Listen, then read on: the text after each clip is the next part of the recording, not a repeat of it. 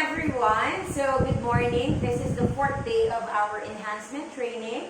Let me introduce myself again. My name is Teacher Annalyn from Jesus the Art of God Christian Academy.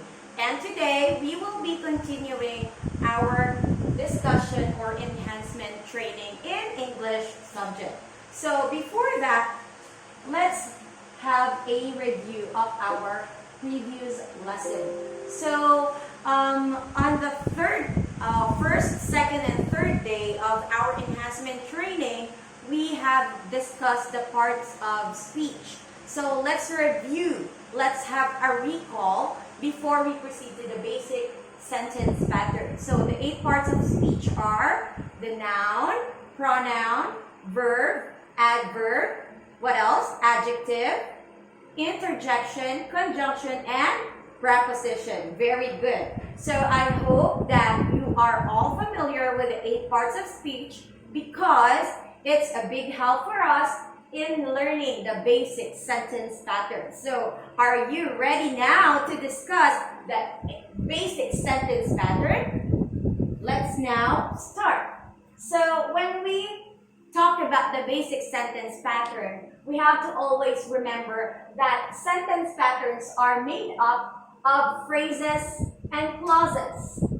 So phrases and clauses. And what are phrases and clauses? So let us find out. So when we say phrases, these are a group of connected words, but it is not a complete sentence because it is missing a subject or a verb. So meaning to say, phrases are composed of words but cannot be a sentence because it cannot stand alone. Okay? We have to always remember that phrases are just one component that makes a complete sentence. And what makes a complete sentence?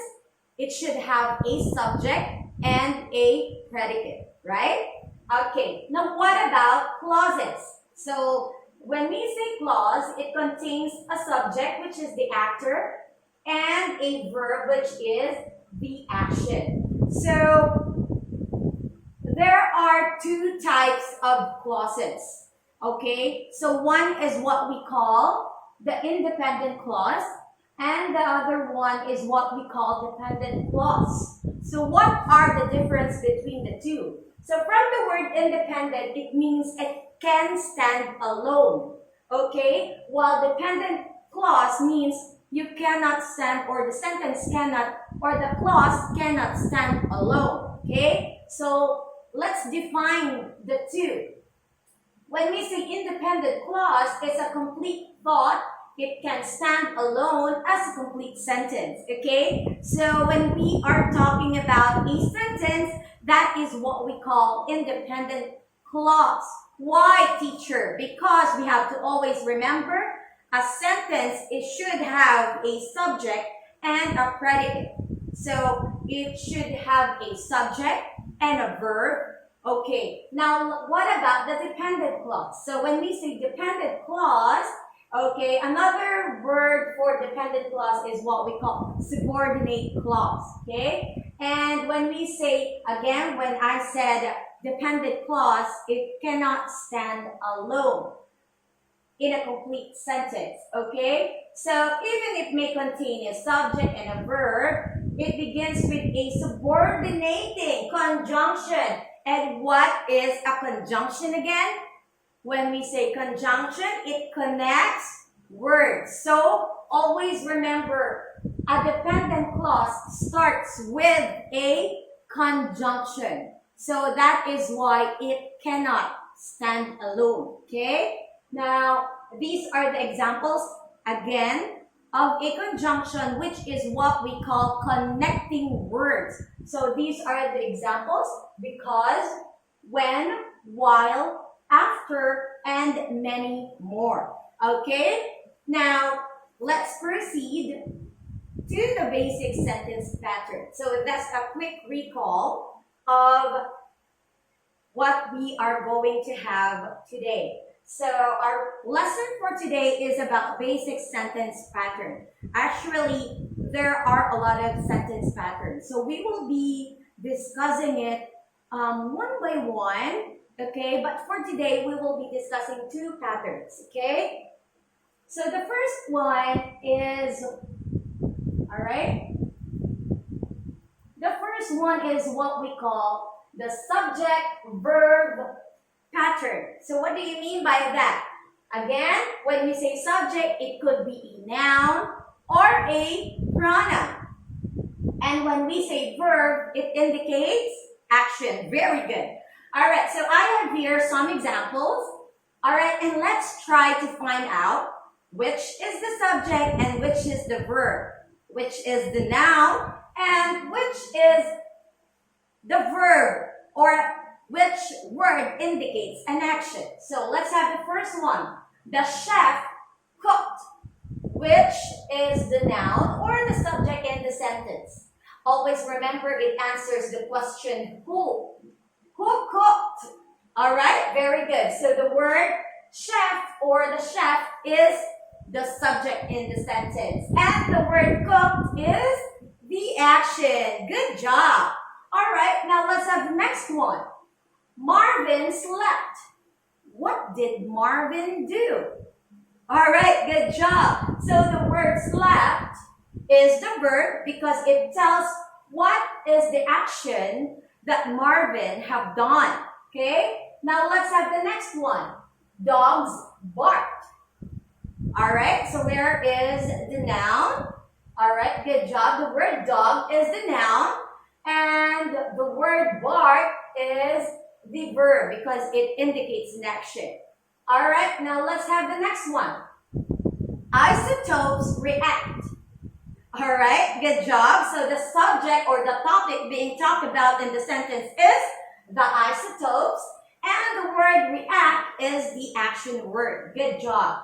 And the next one is I refuse.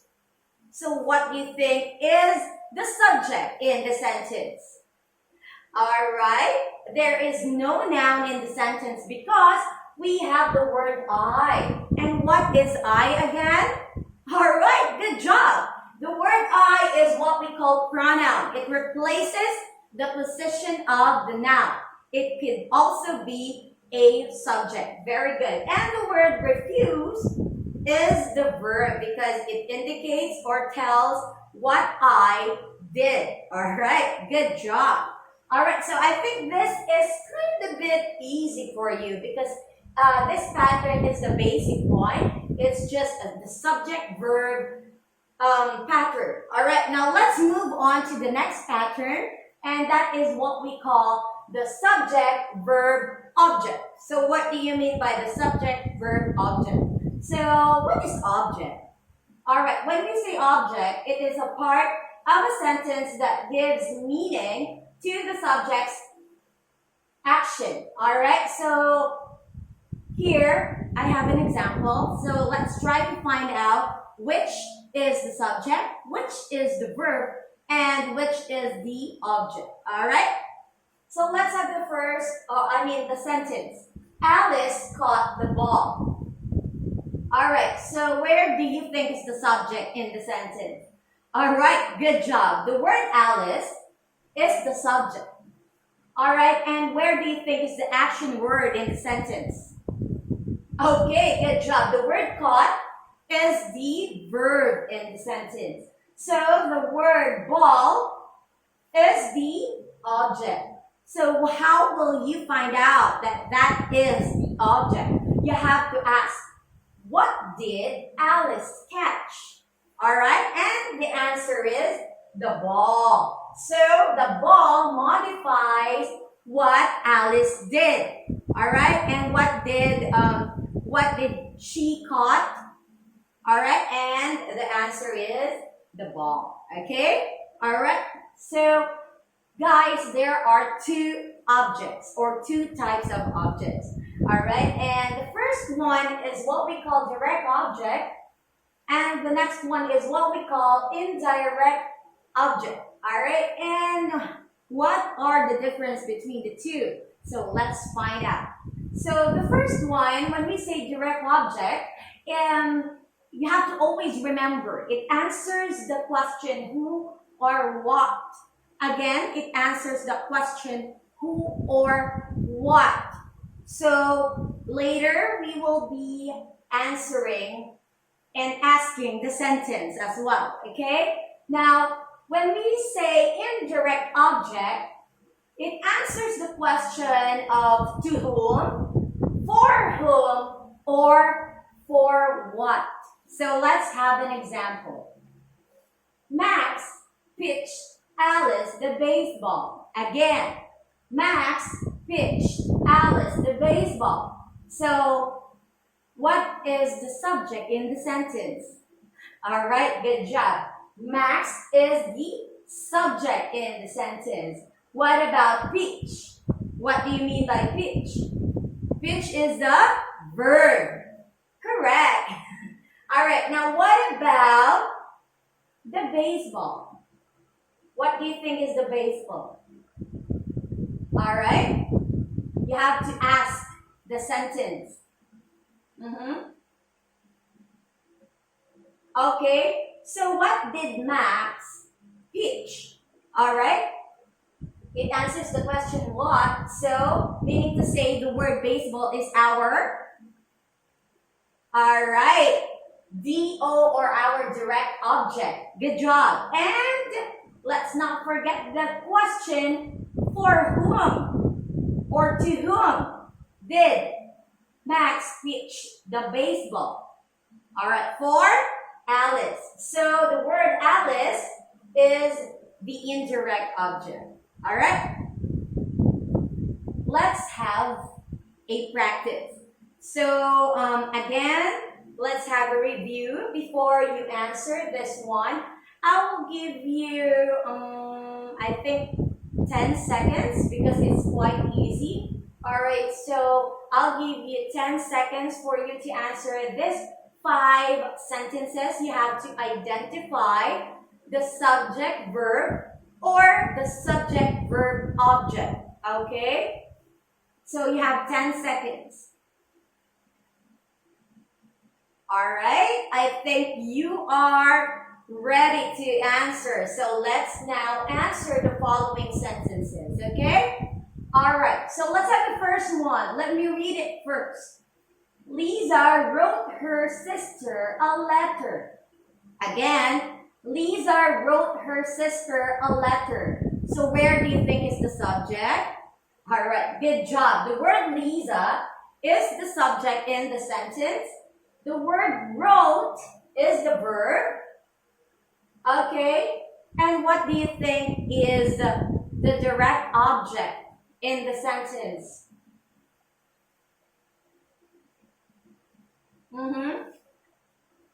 What did Lisa wrote?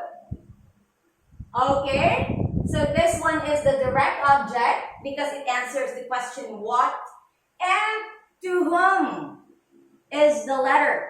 Alright, very good. This is the indirect object.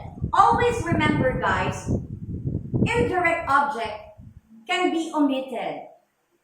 Unlike the direct object, okay, because direct object complements the verb or answers or the recipient of the verb. So indirect object can be omitted, okay? Now what about number 2? Maria shouted. What is the pattern used in the sentence? Alright, very good. The SB pattern. So Maria is the subject and shouted, which is the actual word, that is the verb. Good job. Now let's have the third one. I fed the dog some popcorn. Again, I fed the dog some popcorn. Alright, good job. Then, alright, the subject is I. The verb is fed. Alright. Alright. The word, the dog is what? What did I fed? Popcorn. So this one is the direct object. And this one, for whom or to whom did I give the popcorn? Alright, good jobs for the dog. Alright, now what about number 4? Marie gave Ramon a gift. So what do you think is the pattern used? The SVO pattern. Very good. Now let's identify the direct object and indirect object. Okay? Marie is the subject. Good job. Now what about gave? Alright, good. It indicates action, so that is the verb. Good job. Now what about the indirect object? For whom is the gift? Alright, for Ramon. So that is the indirect object, because indirect object answers the question for whom, to whom, or for what. Alright, now what about give? What did Mary give? Alright, and that is gift. Good job. So this is the direct object. Now let's have the last one. Mary laughed. Again, Mary laughed. So what do you think is the pattern used?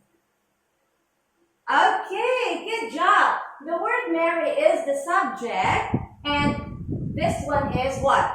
Is it noun or pronoun? Okay, good. It's a noun. Now what about the word laugh? It indicates action.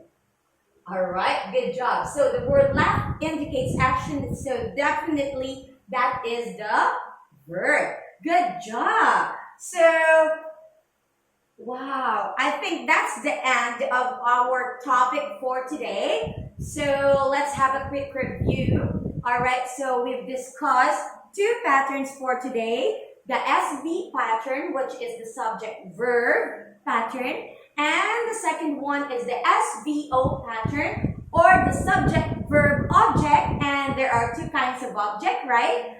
The direct object and indirect object, which happens to be direct object answers the question who or what, and the indirect object answers to whom, for whom, or for what. Alright, so that's it for today. I hope that you've learned something from me. Again, this is Teacher Annalyn from Jesus the Heart of God Christian Academy. Don't forget to like and subscribe to our channel. And don't forget to register in our digital certificate. So just click the link below, okay? Have a great day and see you tomorrow. Goodbye! Good day, everyone. Welcome to our 4th day of Enhancement Training Program of Jesus the Heart of God Christian Academy. My name is Miss Roslyn G. Fernando. I am your mathematics teacher for today.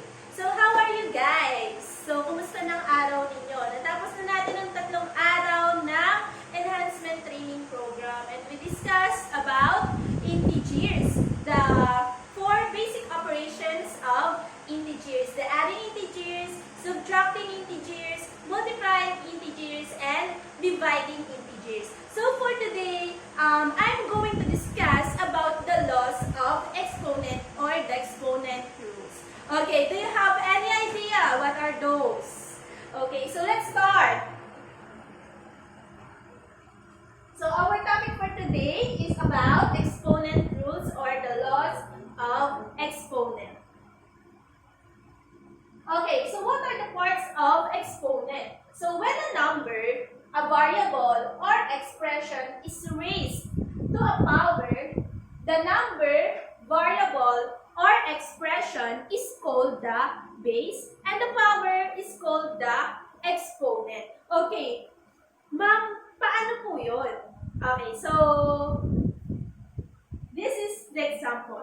Okay, we have b raised to n. So, where is the base kaya dyan? Nasaan po kaya yung base? Okay, so this is the base. Kung ano po yung nasa baba, siya po yung base. And the exponent or the power na tinutukoy po natin is the n. So, b raised to n, which is the power or the exponent. Okay, so mamaya magkakaroon tayo ng example about exponents po. Okay, so what is an exponent? What is an exponent? An exponent means that you multiply the base by itself that many times. So, kanina nga po, balikan natin. This is the base and this is the exponent. Ang sabi po sa definition natin sa exponent, we are going to multiply the base itself kung ilan po ang power niya or ang exponent natin. Okay, let's have an example po. For example, we have x raised to 4. Nakikita po. We have x raised to 4.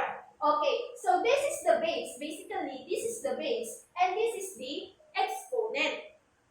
According to the definition, we are going to multiply the base by itself that many times of exponent. Okay, so we have x times x times x and times x. Okay, balikan po ulit natin yung definition. You are going to multiply the base by itself. So, dahil ang base po natin ay x, we have a variable of x here, and we have an exponent of 4, we are going to multiply the x by itself by 4 po. Apat na beses po natin i-multiply si x sa sarili niya. So, we have x times x times x and times x. So, that is x raised to 4. Okay, another example. Hindi naman ako nagmamadali, pero another example po. So, we have 2 raised to 6. Okay, we have 2 raised to 6. So, this is our base, the 2, and our exponent is 6. Okay, very good. So, again, what is our definition? An exponent means that we multiply the base by itself that many times. So, if our base is 2, how many times do we multiply 2 by itself? Okay, what is the number of an exponent natin po? We have 6. So, 6 na beses po natin i-multiply yung base sa sarili niya. Okay, so let's check. 2 times 2 times 2 times 2 times 2 times 2. Okay, so we have 2 times 2 times 2 times 2 times 2 and times 2. So how many 6 daw po? Ilang beses daw po natin minultiply si base sa sarili niya? Okay, very good. 6 na beses. So we have 1, 2, 3, 4, 5, and 6. Ma'am, yan na po ba yung final answer? Siyempre po, hindi pa po yan. So we are going to multiply them all. Okay, what will be the answer? Okay, we have 64. Ma'am, bakit po naging 64? Because 2 times 2, we have 4. 4 times 2, 8. Okay, sulat na lang natin. 2 times 2 is 4. 4 times 2 is 8. 8 times 2 is 16. 16 times 2 is 32. And 32 times 2 is 64. So, 2 raised to 6 equals 64. Okay, naiintindihan po. Hindi nyo siya pwedeng i-multiply ng 2 times 6. Basically, hindi po ganun yung rule ng exponent natin. Okay, so 2 raised to 6, ang tawag po doon, ang basa po doon, 2 raised to 6 equals 64. Naiintindihan? Okay, hindi siya pwede 2 times 6 equals 12. Hindi po siya gano'n. Hindi po siya gano'n, rather. Okay, so 2 raised to 6 equals 64. Okay. Okay, so let's go further. Okay, the invisible exponent. But before that, I'm going to erase this.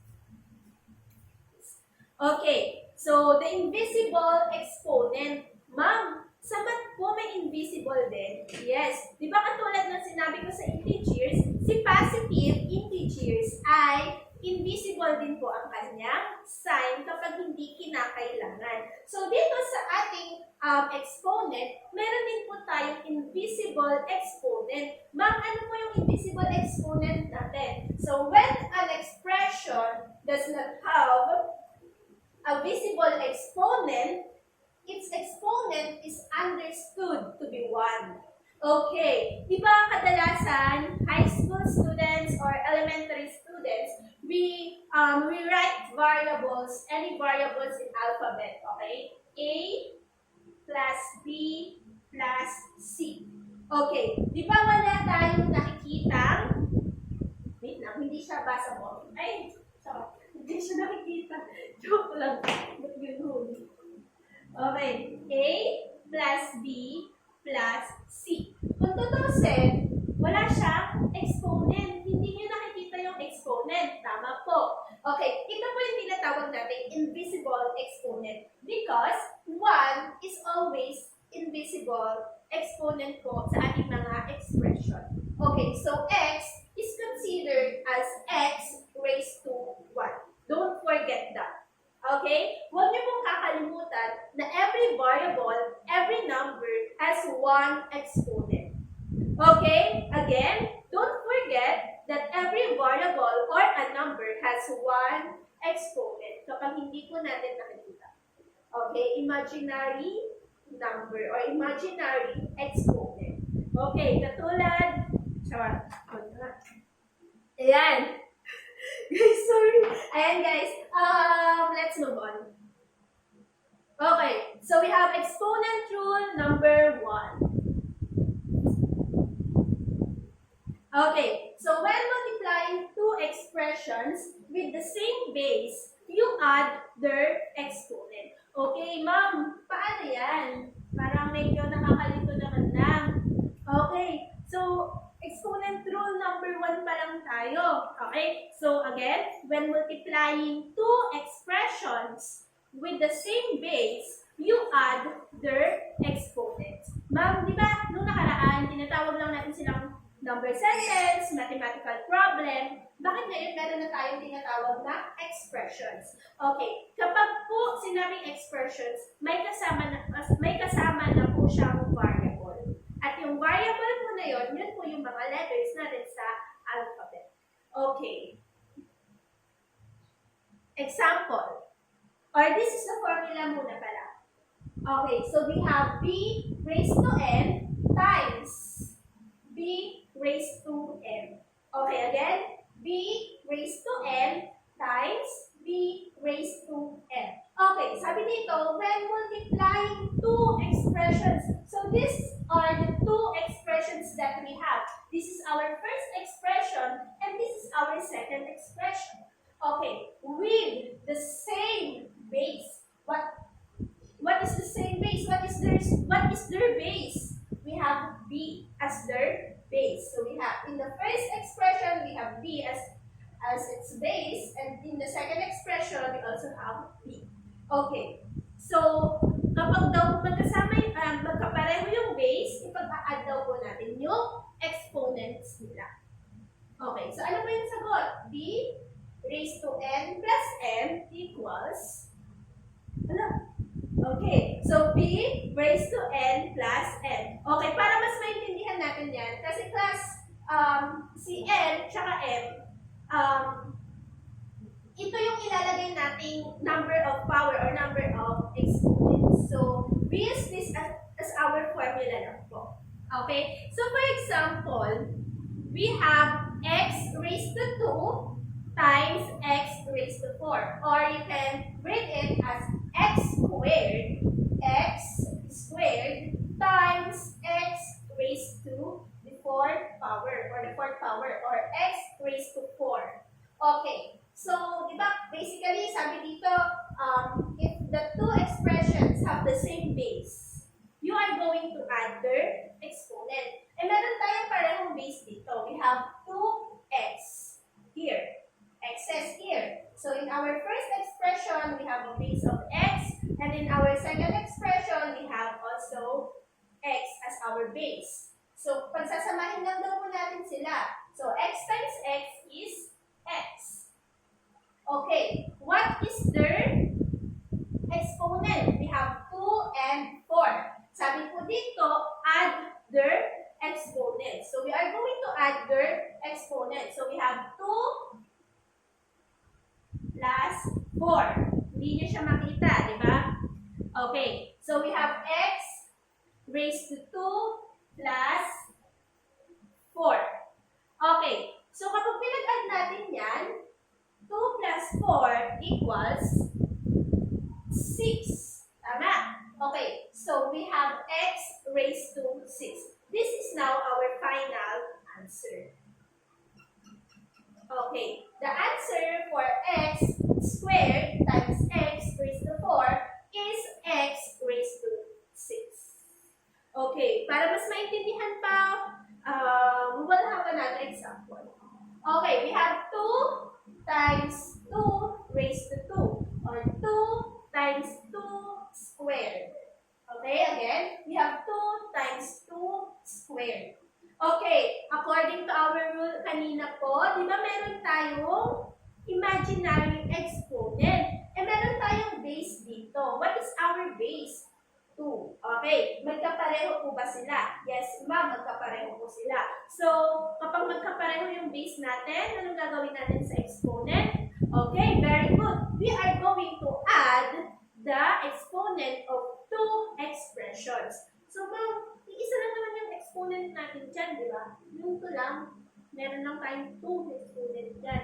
Eh, kanina, di ba, na-discuss natin na meron tayong imaginary exponent. So, anong mangyayari?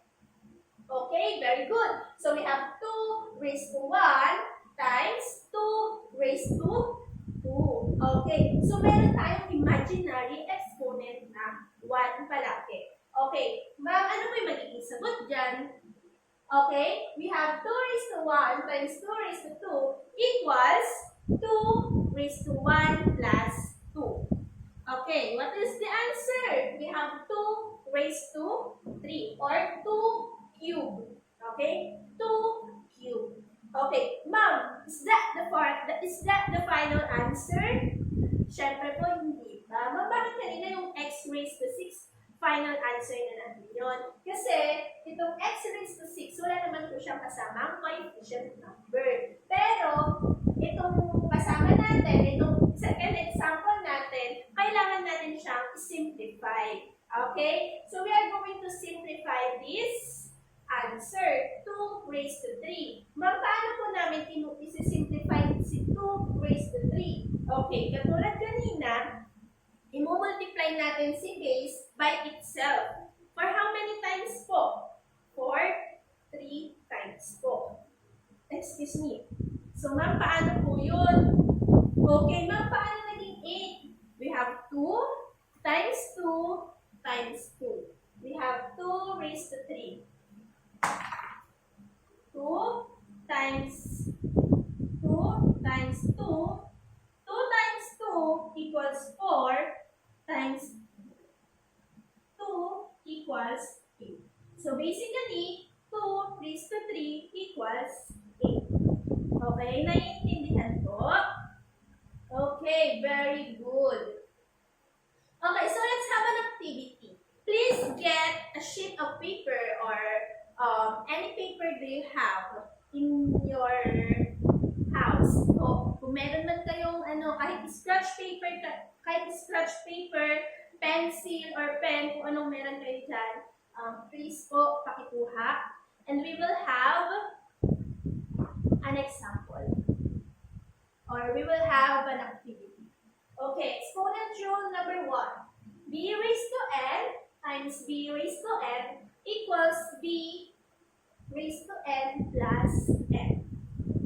Okay, so try it on your own. You only have 30 seconds to answer this 2 expressions that we have. Okay, so number 1, we have h cubed times h raised to 7. And number 2, we have 3 squared times 3. Okay, again, number 1, h cubed times x raised to 7. And number 2, we have 3 squared times 3.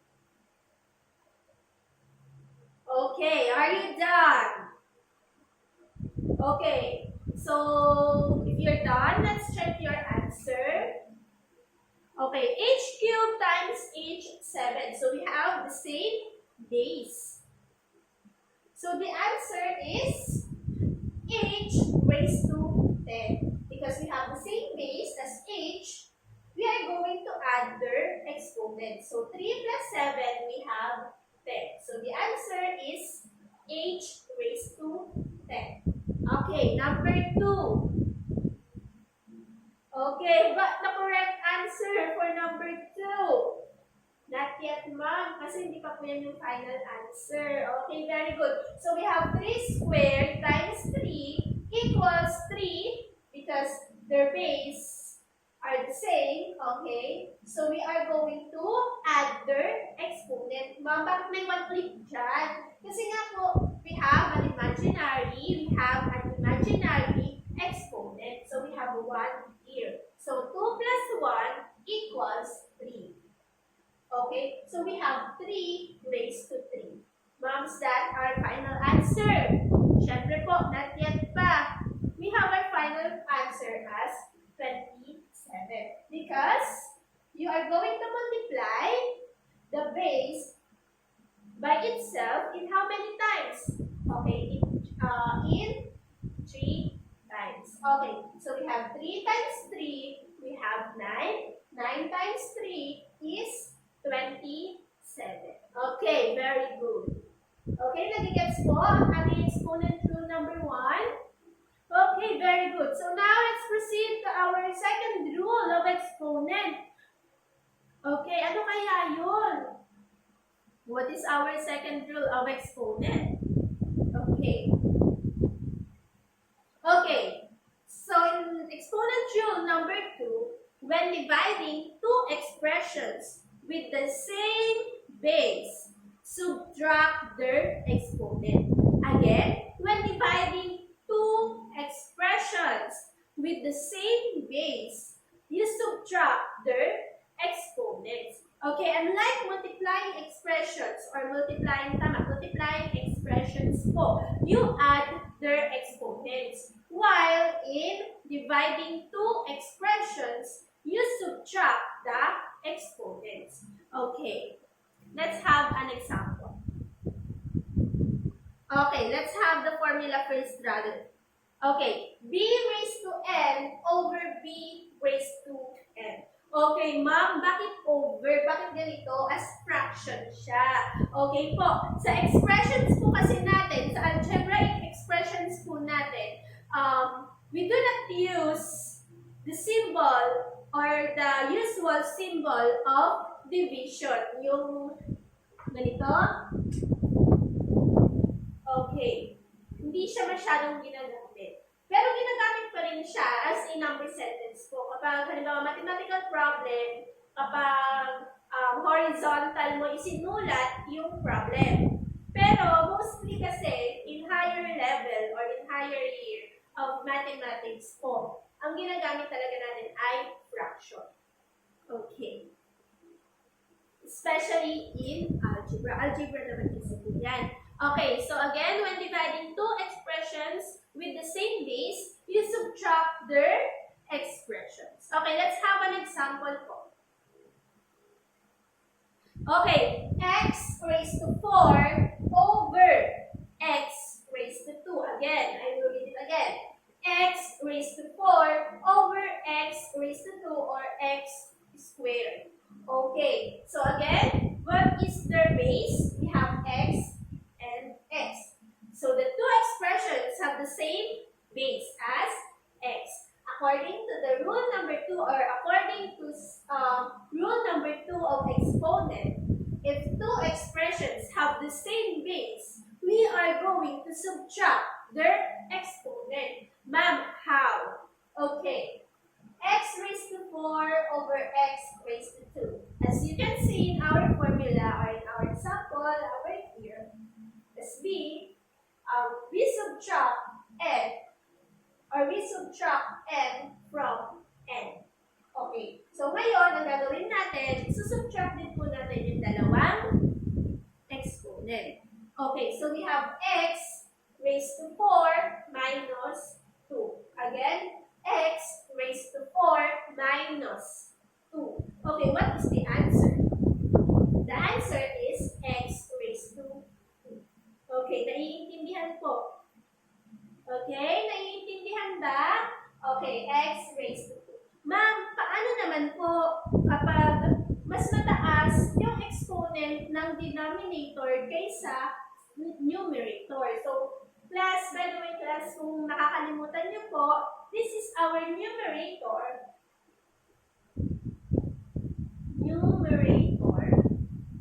Wala na tayong ink. And this is our denominator. Okay, again, this is our numerator and this is our denominator. Ma'am, paano po kapag mas mataas ang exponent ni denominator kaysa sa numerator? Okay po, kapag po mas mataas naman ang exponent ni denominator kaysa kay numerator, ipagmaminus pa rin po natin sila. Okay, pagbalik na rin natin sila ha. X squared over x raised to 4. Okay, again, x squared over x raised to 4 equals x 2 minus 4. Okay, 2 minus 4. Okay, ma'am, kapag, wait na. Ma'am, kapag po pinag-minus natin yung exponent natin, 2 minus 4, edi yung answer po natin ay negative. Kasi nga sabi niyo po sa integers, di ba? Kapag magkaiba sila ng sign, or magkaiba sila ng sign of integers, di ba? Ipag-minus natin sila, then copy the sign of the bigger number. Di ba po? So, magiging negative 2 ang sagot. Yes po. X raised to negative 2 ang magiging sagot. Pero mamaya, titingnan natin kung ito na nga ba yung pinaka-final answer. Kasi po, si x raised to negative 2, meron pa yung pinaka-final answer. Gusto niyo, sabihin ko na. O, sige po, sasabihin ko na. Okay, so x raised to negative 2, kapag po negative ang ating exponent, okay, si variable at saka si exponent ay nasa denominator. Magiging positive sa exponent of 2. At ano kaya ang pwede natin isulat sa taas? Okay, the answer is, the numerator is always 1. So the answer for this x raised to negative 2 is 1 over x raised to 2. Kailangan gawin natin positive si negative plus sa ating expression, sa ating final answer. Okay, so the answer is 1 over x raised to 2. Okay, so are you ready? Again, please get your papers, your scratch paper, and your pencil, and let's try another activity. Okay, exponent rule number 2, we have b raised to n over b raised to n equals b raised to n minus n.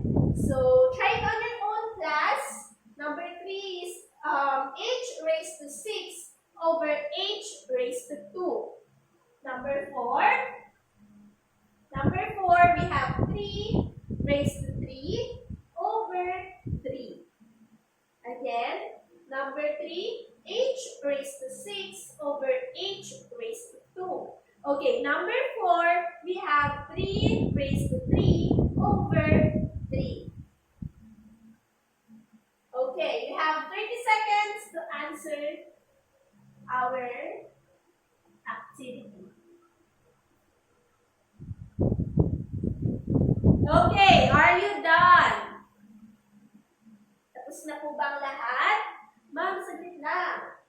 Okay, so let's check your answers. Number 3, h raised to 6 over h raised to 2.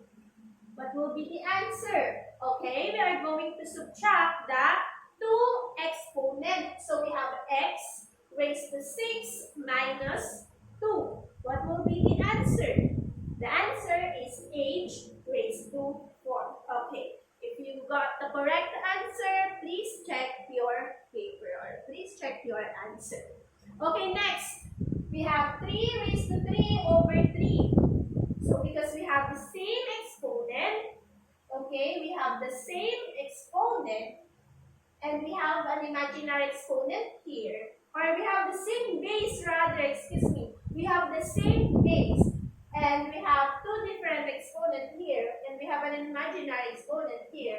We are going to subtract the two exponents. Okay, so 3 minus 1 is 2. Let's check. Okay, very good. 3 raised to 2. Mom, is that our final answer? Not yet. So what is 3 raised to 2? Is it 3 times 2 equals 6? Okay, mali. Okay, ano po yung magiging sagot? I-multiply natin siya by itself. So we have 9. Ma'am, bakit 9? Because we have 3 times 3.